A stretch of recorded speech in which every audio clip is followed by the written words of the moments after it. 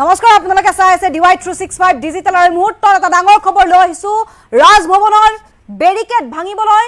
বিচৰাসকলৰ বিৰুদ্ধে কঠোৰ হ'ব প্ৰশাসন আৰু আৰক্ষীয়ে তদন্ত কৰিব এই সন্দৰ্ভত ভিডিঅ' চাই আৰক্ষীয়ে কঠোৰ ব্যৱস্থা গ্ৰহণ কৰিব এই সকলৰ বিৰুদ্ধে আৰু এই মন্তব্য কৰিছে মুখ্যমন্ত্ৰী হিমন্ত বিশ্ব শৰ্মাই গুৱাহাটীত সংঘটিত হোৱা সেই ভয়ংকৰ ঘটনাৰ পাছতে প্ৰথমবাৰলৈ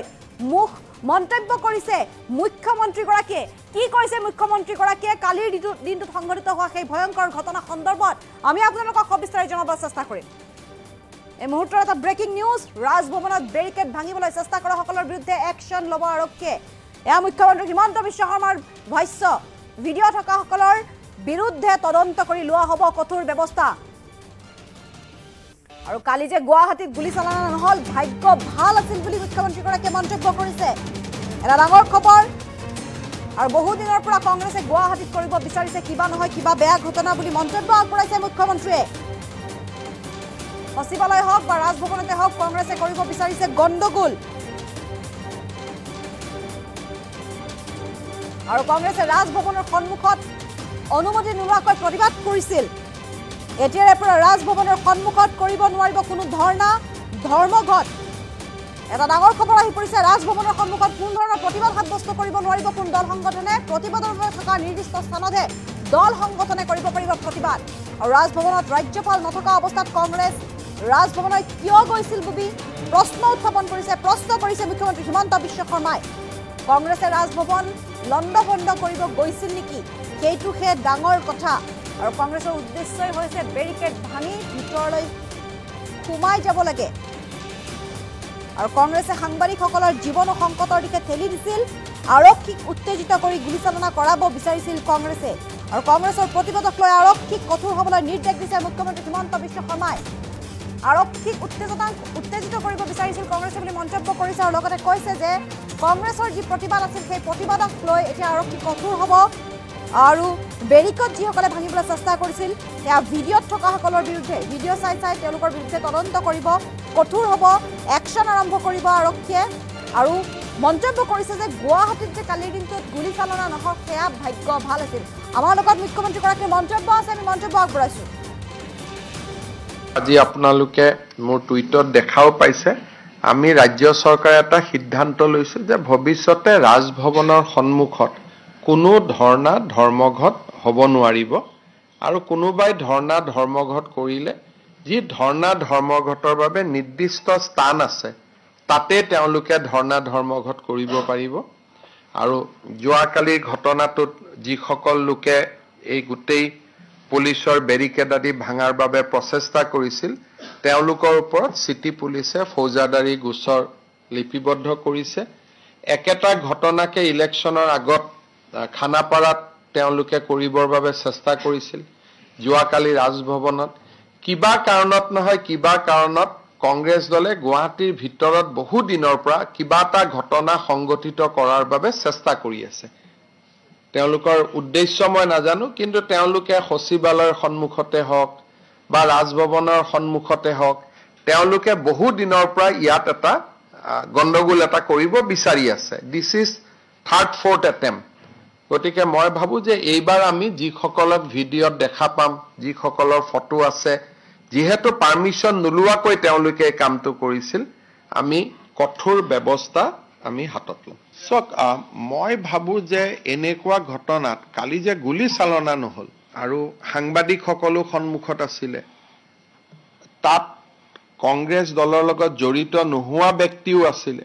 যিসকলে প্ৰচেছনৰ নেতৃত্ব লৈছিল তেওঁলোকে তো চাব লাগিছিল যে পুলিচে যদি গুলি চালনা কৰে টিয়াৰ গেছ চলাই তেওঁলোকৰ পৰিৱৰ্তেও কাষত থকা মানুহৰো ক্ষতি হ'ব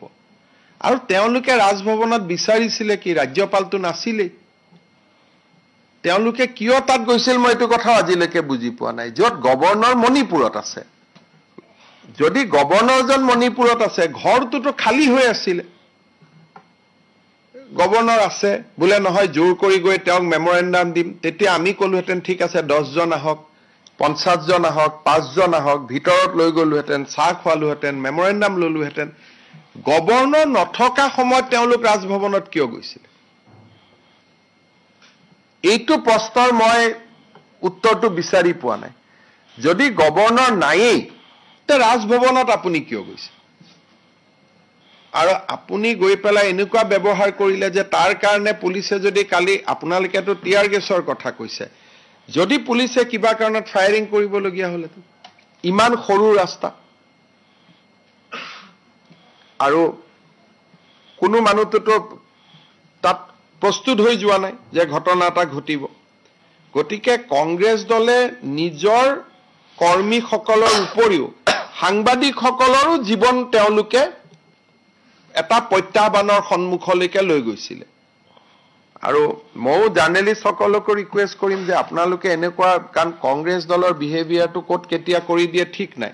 বহুত ওচৰত যাব নালাগে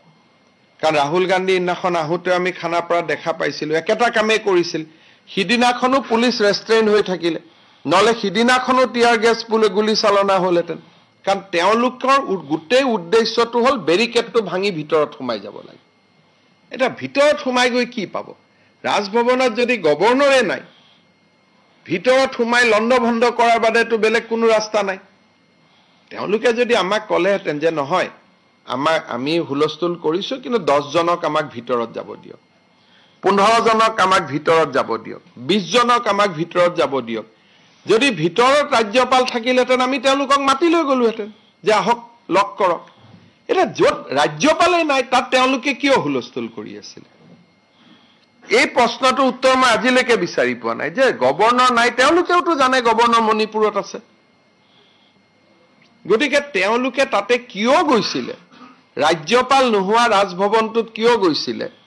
এইটো এটা মই ভাবো যে কাৰণটো বিচাৰি উলিয়াব লাগে আৰু তেওঁলোকৰ মই যিমান দূৰ বুজো তেওঁলোকে তাতে হুলস্থুল কৰি পুলিচক উত্তেজিত কৰি ফায়াৰিং আদি কৰোৱাব খুজিছিলে আৰু বিষয়টো টিয়াৰ গেছতে সমাপ্ত হল কিন্তু তেওঁলোকে আৰু মই পুলিচকো সুধিছো পাৰমিশন লৈছে নেকি নহয় ইনফৰমেশন দিছে যে আমি যাম ইন্টিমেশন পাৰমিশন বিচৰা নাই গতিকে মই পুলিচক কৈছো গোটেই ঘটনাটো যেহেতু অকল কংগ্ৰেছৰ সদস্যই আহত হোৱা নাই সাংবাদিকসকলো আহত হৈছে সেইকাৰণে বিষয়টো তদন্ত কৰিব লাগে এফআইআৰ কৰিব লাগে মই উদ্দেশ্যটো এতিয়া কাৰো লগত মই কথা পাতা নাই মই আজি ইমান দিনে বিৰোধী কৰিছো আন্দোলন কৰিছো কেতিয়াও গভৰ্ণৰ নাথাকা জায়গাত ৰাজভৱনত কিয় যাম থাকা জায়গাতহে যাম গৈ পেলাই তাতে কি হয় আমি যেতিয়া আন্দোলন কৰো তাতে পুলিচে আমাক বাধা দিব আমি কম আমি যাম তেতিয়া এটা আলোচনা হয় যে ঠিক আছে গোটেই যাব নালাগে 10 জন ভিতৰত আহক বা 5 জন ভিতৰত আহক তেতিয়া পুলিচে 10 জন বা 5 জনক ভিতৰত লৈ যায় তেওঁলোকে গভৰ্ণৰক মেমৰেণ্ডাম দি উভতি আহে